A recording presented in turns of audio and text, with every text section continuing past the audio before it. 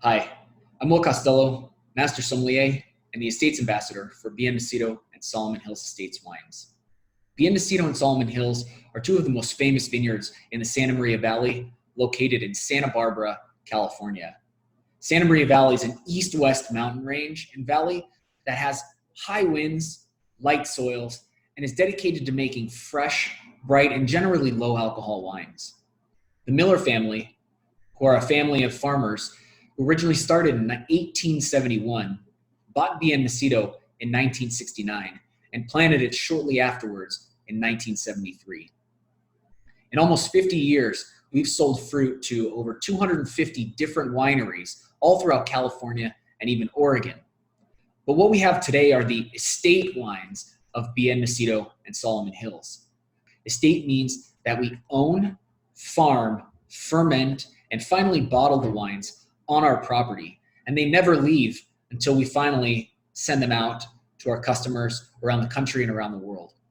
The estate wines are always a much smaller production than the larger vineyard and focus entirely on organic farming, low intervention winemaking, and dedication to the highest quality and fruit production that we possibly can.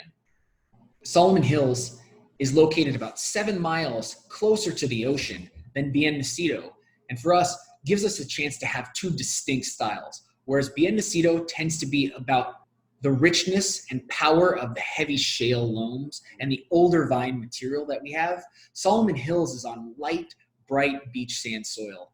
It was planted about 20 years ago in 1999, and the wines from there tend to show a more European inspiration. Sometimes the minerality of the Chardonnay can be confused for Chablis, and the savory, green, herbal menthol elements of the Solomon Hills Pinot Noir are easily confused with Vosne Romani or Nuits Saint-Georges.